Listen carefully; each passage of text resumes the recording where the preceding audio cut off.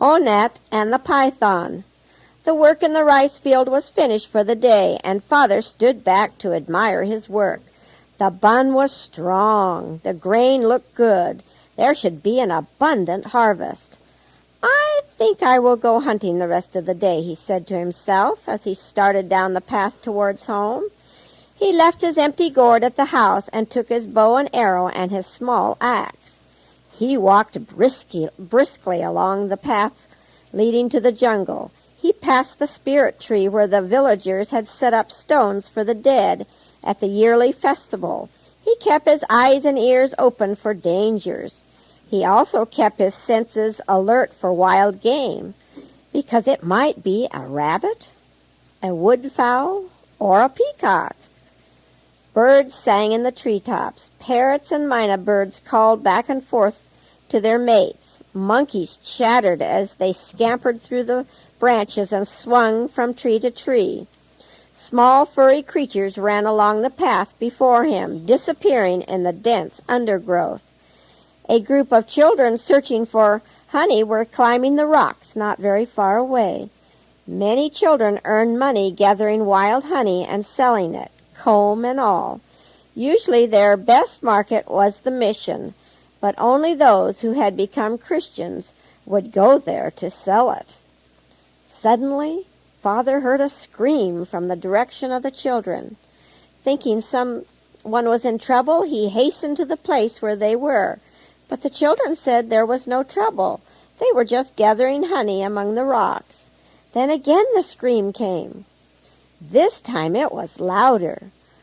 Father followed the direction of the sound, with fear in his heart, for sometimes wild beasts make a sound like that of a child in distress to lure their prey.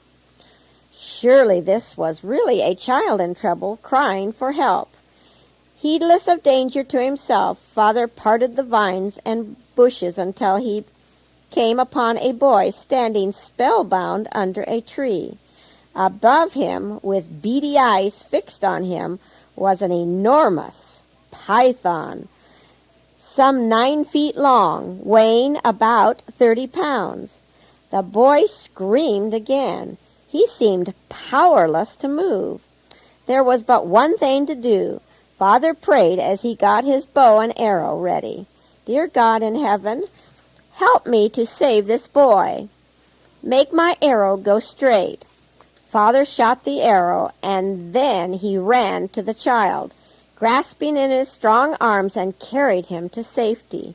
The huge python writhed and twisted in agony as it fell to the ground.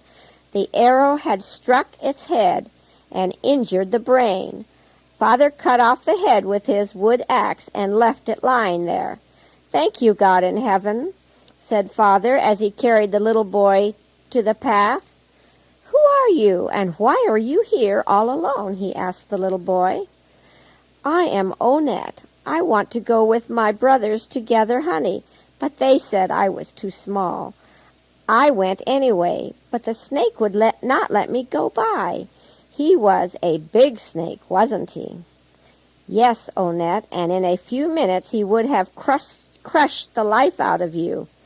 Now perhaps you had better join the other children upon the rocks."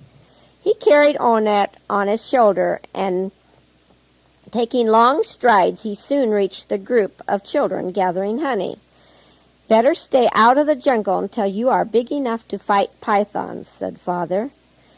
"Thanks for saving my life from the snake," said Ornet. "I think we should thank the God in heaven," said Father, as he went back to hunt.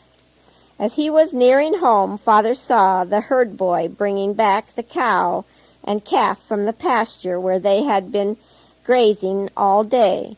Father remembered that he had not recently paid the herd boy for his work.